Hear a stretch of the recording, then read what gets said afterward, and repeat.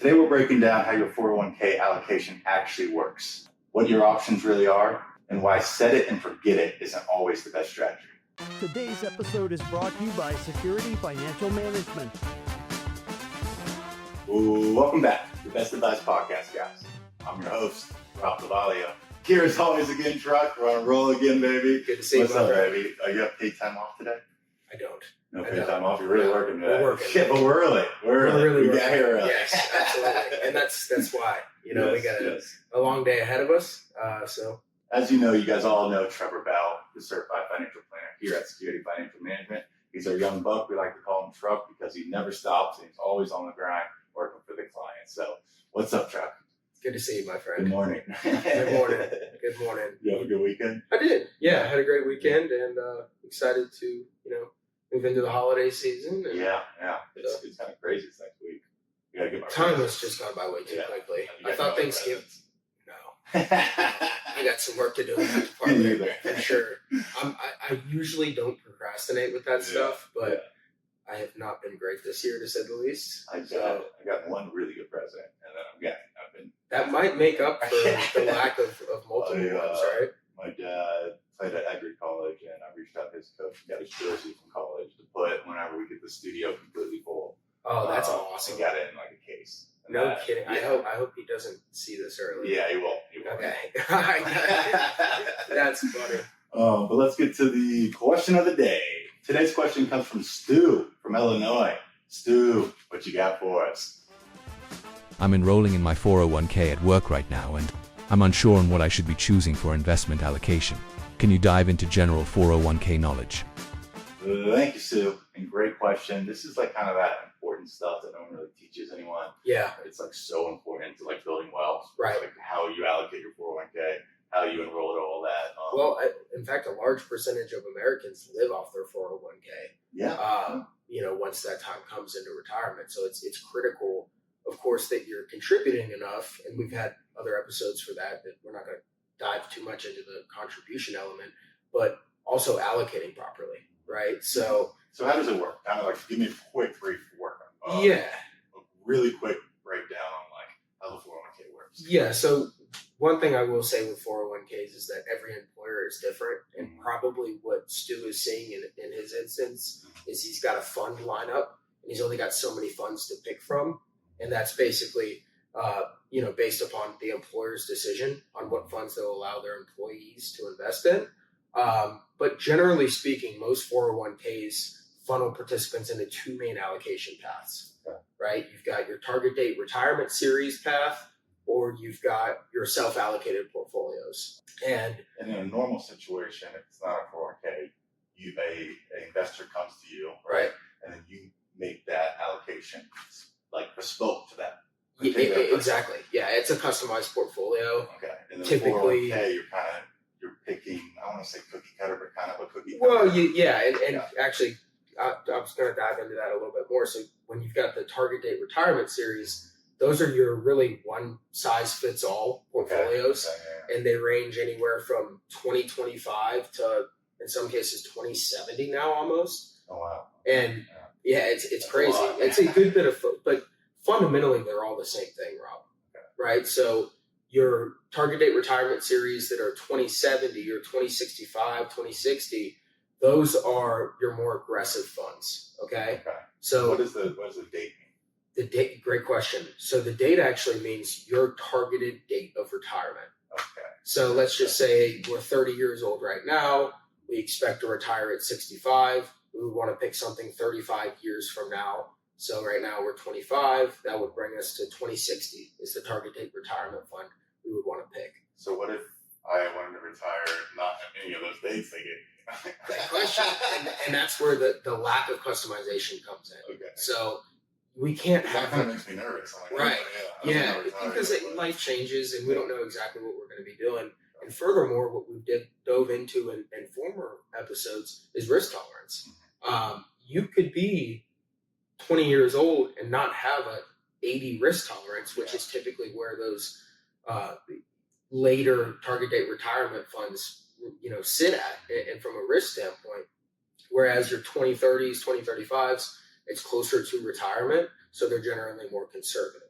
and they kind of sit on a risk scale of like 50, 60, somewhere around there. It depends on the manager. Okay. Either way, no matter how we look at it, with the target date retirement series funds, it's really a one-size-fits-all fund. So you're basically, instead of being a number like your risk tolerance and then building a portfolio based on that risk tolerance of 1 to 100, Right. you either have to pick 1, 2, or 3. You know, That's exactly numbers to right. kind of pick from. Yeah, yeah. So what do you suggest if, I guess like for me, right, around 30, Sure. you know, what would you suggest if my two options were, 35 years away or like 10 years away? Well, so it's that's a good question, Rob, and I'll answer that by kind of countering it inadvertently. I'll answer that question with a question. Yeah, exactly. So that would maybe be enticing for you to go to the self-allocated portfolio. So this is self-allocated. that's right. Remember how I mentioned earlier, Yes. funneling into two different paths? Yes. So you've got your target date retirement series funds that are your one size fits all. Then you've got your self-allocated option. Oh, okay. So that doesn't mean that you can go buy Tesla stock or Apple stock in your 401k. What it means is they typically give you, and all employers are different, but generally anywhere from 10 to 30 different funds to pick from, ranging from anywhere from small to large cap companies, both growth and value sector. In the fixed income side, you can see anywhere from short-term government securities to long-term corporate securities. And so you can build your own portfolio. Now, there's a limited set of options, as we've said, throughout the entire episode, but it still gives you accessibility to build a portfolio to you. The pros in that is, could potentially be less expensive from an expense ratio standpoint, but then furthermore, you can actually target sectors in the market that you see as advantageous and build a portfolio to your risk. But like anything else, there's not automatic rebalancing with that stuff. So now you added yourself a job as your own. That's manager, what I was right? getting at. Yeah, and that's exactly it. So now you're the manager that it was formerly managing that, institutional management target date retirement fund. You become that individual on it. Wow. That's a lot. Yes, it is. And that's why you see so many people flow into the target date retirement series. But it's important for me to educate the difference between the two. And then also, like, return standpoint, the target date retirement funds are solid funds. Yeah. I'm not bashing them by any means. They can build wealth for individuals. We've seen it plenty of times. To that same point, just understand that it's not customizable to you. Correct me if I'm wrong. What I see in our office a lot is that the clients will, kind of pick a target date just because they don't want to go in there and manage all that. Very often, yep. And then they have their bigger bucket that is, bespoke, built specifically for them, all their risk tolerance, taking consideration of their family, their Medicare, their healthcare, all these other things they account for. Sure. And then they end up rolling over that 401k eventually into that same bespoke custom plan or bespoke investment. That's exactly right. Yeah. So at 59 and a half, and even sometimes as early as 55 and a half, we won't get into the weeds on that stuff in terms of rolling over assets from a 401k. But yeah, what we always see is, hey, let's build the wealth on both sides, right? Put away into a retirement account with work, and then also either a retirement account or a taxable account with a, professional management.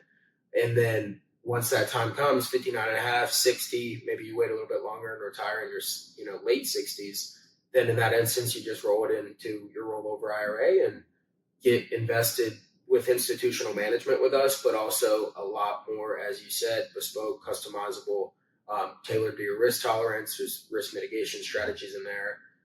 Retirement planning, of course. Yeah, that's good. That's good and interesting stuff, because I know, like, other jobs I've had when people are like, "Oh, what are you doing before 401k?" I don't know. I picked this. I'm like, great, put me in it. Yeah, and oftentimes stick in it for years. Yeah, you don't even know. You don't even know. Oh, whatever. Right. It you is. look at the balance every couple of weeks, but you don't really worry about it. But it's so give me the quick name and difference between the main two again, just before we close off. Yeah. So you've got target date retirement funds, which are your really one size fits all funds. They've performed well for individuals in the past. They have a professional manager on top of them.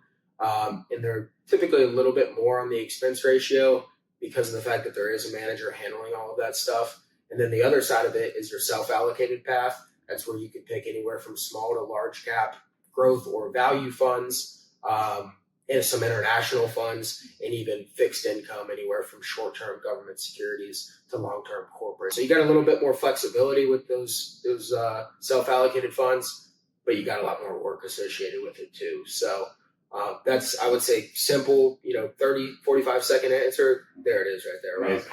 Well, thank you, Stu. We hope that helps. If you want to talk to any of our financial advisors here at Security Financial Management, interested in rolling over a 401k, want to talk to Trevor, the man right here, we're going to leave a link in the description for you. And remember, folks, the secret to wealth is not what you earn. It's what you keep. It's what you keep. Happy days, everybody. This podcast is for entertainment and educational purposes only and is not intended as personal financial advice. Before making any financial decision, please do your own research and consult a financial advisor as needed.